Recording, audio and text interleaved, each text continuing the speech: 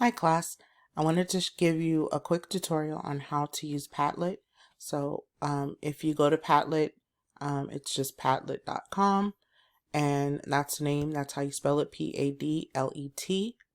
And then you're going to go ahead and go to sign up for free. If you've never used Padlet before, you're going to have to sign up.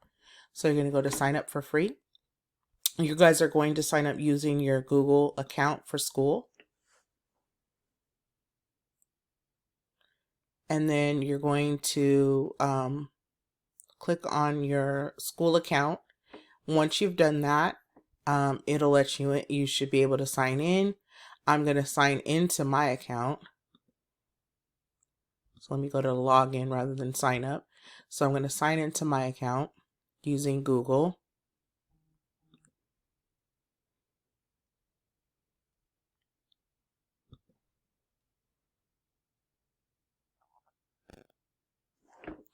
Okay, and so once you're there, you're going to have the main screen.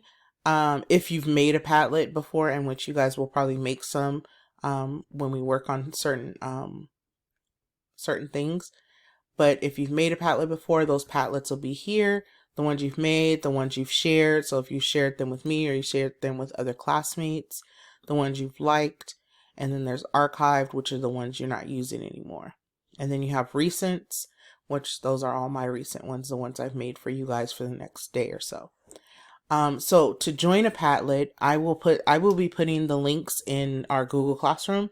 You can go ahead and click on join a Padlet and put the link here, and it will take you to the Padlet that we're going to be working on for that day. So I did have some glitches in my third period class yesterday. Hopefully we won't have that problem again, but let me just show you what the Padlet's going to look like. So this is one that is already pre-made, but it's not populated by the students' answers. So this one is one of my pre-made ones that I made for our discussion for the next day. So as you can see, you have the questions up here. The way you answer it is you're going to press this little plus button. You're going to put your name where it says title, and then you're going to type your answer in the box here. Okay, and if you, let's say you mess up, you can delete it, and then that box no longer exists. Okay, so that's the main gist of using it. So let's go ahead and close out of that. Now let's look at the one of the ones that's finished. Okay, let that populate really quick. And so the ones that are finished, like see they have their answers in here. It just looks like a message board. Okay, so that's all you need to do is just type your answer in. Looks like a message board, really quick and easy. All right, and then hopefully we won't have any issues tomorrow. And then I'll go through really quickly how to make a Padlet. So you're gonna push the plus button here. I like to use shelf because that way I can pin questions to the top.